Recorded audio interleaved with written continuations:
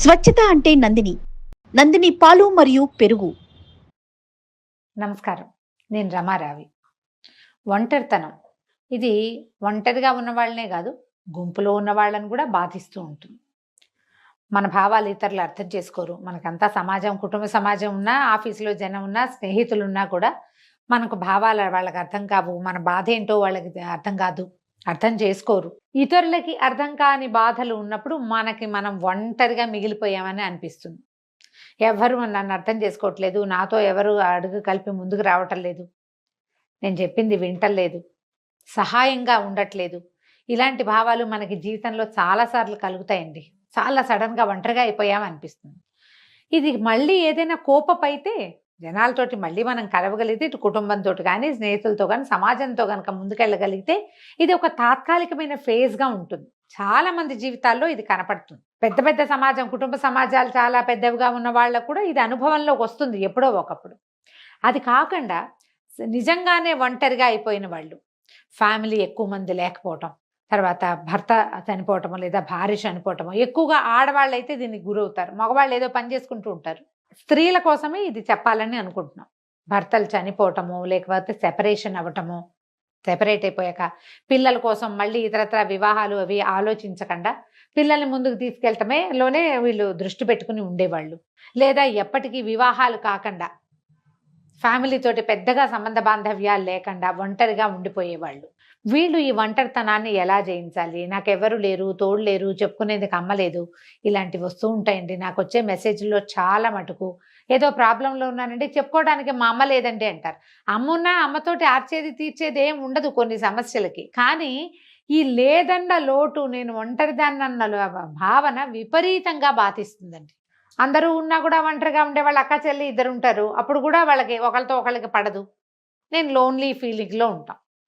మనకే లోన్లీగా అనిపించడం ఎప్పుడూ సహజమే కొంతమందికి. దీనివల్ల డిప్రెషన్కి గురవుతారు. క్రమంగా ఏమవుతుంది, సమాజం మీద అయిష్టం వచ్చేసి పోట్లాట కోరులుగా తయారయ్యే వాళ్ళు కొంతమంది అన్నిటికీ పోట్లాడతారు. చెప్పుకునేందుకు దిక్కులేకపోవటం వల్ల చివరికి పోట్లాట కోరుతనం వస్తుంది, డిప్రెషన్ వస్తుంది, మానసిక సమస్యలు చాలా రకాలు వస్తాయి. దాంతోపాటుగా డయాబెటీస్ వస్తుంది సహజం. కానీ డిప్రెషను, ఈ ఒంటరితనము, ఈ సింగిల్గా థింగ్స్ని హ్యాండిల్ చేయలేకపోవటము, వాటన్నిటి వల్ల మనం సమస్యల్లోకి వెళ్తూ ఉంటాం. ప్రధానంగా మనం ఒకటి అర్థం చేసుకోవాలండి, లోకంలోకి మనం ఒక్కళ్ళమే వచ్చాం, మనతో పాటు ఎవ్వరూ రారు. వెళ్ళేటప్పుడు కూడా మనం ఒంటరిగానే వెళ్తాం. మనం పెంచి పోషించిన సమాజం ఏది మనతోటి రాదు, మనం సంపాదించింది రాదు, మనం పెంచిన వాళ్ళు రారు, మన పుట్టించిన వాళ్ళు రారు, మనమే వెళ్తాం. ఈ మధ్యలో ఉన్నదే డ్రామా అంతా అండి. ఫస్ట్ ఆఫ్ ఆల్ నేను ఒంటరిదాన్ని అనే భావాన్ని జయించండి. మీరు అందరికీ జీవితం ఒకే రకంగా ఇవ్వదు, ఒక్కొక్క జీవితం ఒక్కో రకంగా ఉంటుంది. మన రకం ఇది. మనం పిల్లల్ని పెంచుకుంటున్నాం అనుకుందాం. పిల్లల్ని పెంచుకునేటప్పుడు పిల్లలు కొంత పెరిగే వరకు వాళ్ళు మనతోటి ఉంటారు. కొంచెం పెరిగాక వాళ్ళ సమాజం వేరే అవుతుంది. వాళ్ళకి సర్కమ్స్టెన్సెస్ మారుతాయి కదా. పిల్లలు పెద్ద క్లాసులకు వెళ్ళేసరికి వాళ్ళకి ఫ్రెండ్స్ సర్కిల్, వాళ్ళ కెరీరు, వాళ్ళ తాలూకు బంధువులు అనకూడదు, ఏమనాలంటే పార్ట్నర్స్, రకరకాల ఐడియాస్ వస్తాయి.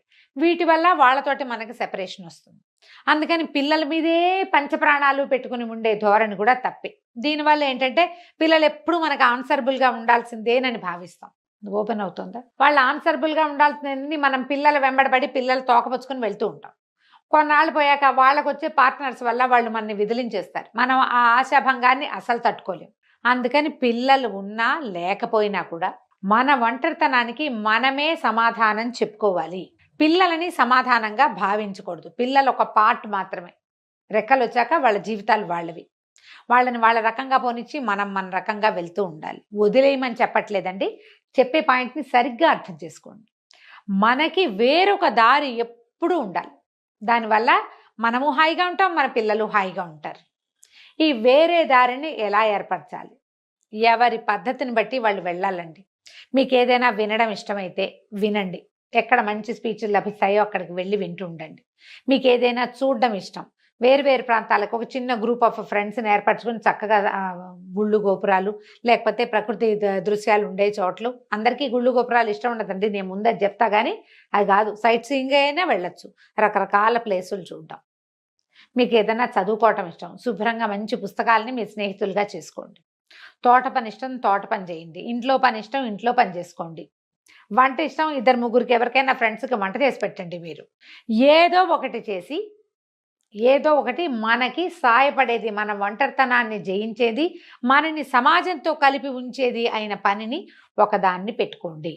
దీనివల్ల మీరు ఒంటరిగా ఫీల్ అవ్వరు, మీకు ఒక ప్రత్యేక సమాజం ఉంటుంది. లాంగ్ రన్లో కూడా అది మీకు ఎప్పుడు మీతో పాటు తోడుగా ఉంటుంది. కుటుంబాన్ని వదిలిపెట్టి సాము నేల విడిచి సాము చేయమని చెప్పట్లేదు నేను, చేయకూడదు కూడా.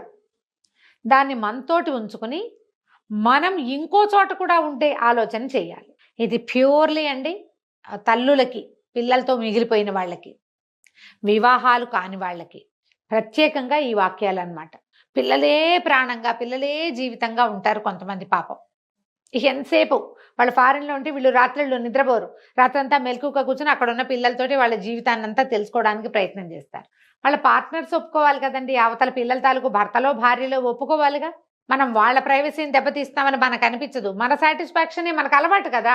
ఎప్పుడు రోజంతా పిల్లలతో మాట్లాడడం, ఆ పెళ్ళం వచ్చినా లేదా ఆ మొగుడు వచ్చినా మనతోటే మాట్లాడాలనుకుంటాం, లేకపోతే మన పిల్లాడు మనకు వదిలేశాడు అనుకుంటాం. అడ్డాల నాడు బిడ్డలు గడ్డాల నాడు కాదు కదా ఇలాంటివి చెప్పుకుంటాం.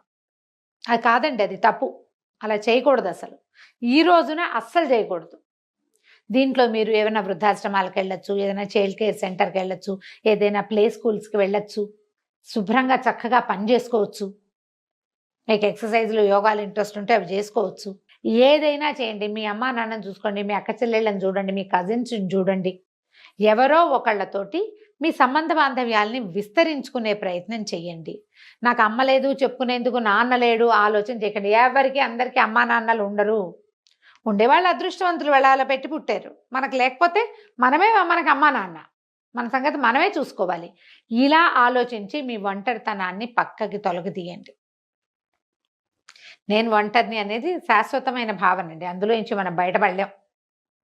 కానీ సమాజాన్ని మనతో ఉంచుకునే ప్రయత్నం మాత్రం మనం ఖచ్చితంగా 100% చేయొచ్చు. అలా చేయడానికి ట్రై చేయండి. మీ అక్క చెల్లెలతోటో అన్నదమ్ములతోటో సంబంధ బాంధవ్యాలు, ఆస్తుల వల్ల కావచ్చు, వివాహాల వల్ల కావచ్చు, ఏదైనా సమస్యలు కావచ్చు, దేంతో ఒక దాంతో మనకు వాళ్ళతో సెపరేషన్ వచ్చేస్తుంది.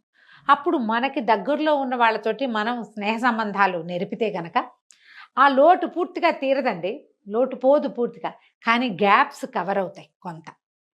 ఆ గ్యాపులు కవర్ చేసుకొని ఈ ఒంటరితనం అనే బ్రహ్మరాక్షసికి చిక్కకండి మీరు. దానికి చిక్కితే నేను ముందే చెప్పా కదా, బోల్డని రకాల సమస్యలు వచ్చేస్తాయి. ఈ సమస్యల వల్ల మీరు బాధపడతారు, ఇతరత్రా మీ చుట్టూతా ఉన్న ప్రపంచాన్ని కూడా బాధిస్తారు. అందులోకి వెళ్ళకుండా ఒంటరితనాన్ని జయించడానికి ఏం చెయ్యొచ్చో చూడండి. ఇందులో అసాంఘిక కార్యక్రమాలకి వాటికి పాల్పడద్దు, అనైతికమైన చర్యలకి దిగద్దు. పూర్తిగా సాంఘికమైనది, నైతికమైనది, మనకి ఇహానికి పరానికి కూడా ప్లస్ అయ్యేది ఏదైనా ఉంటే వాటిని సెలెక్ట్ చేసుకుని వాటితోటి మీ ఒంటరితనాన్ని దూరం చేసుకోండి. ఆలోచించి చూడండి. నమస్కారం.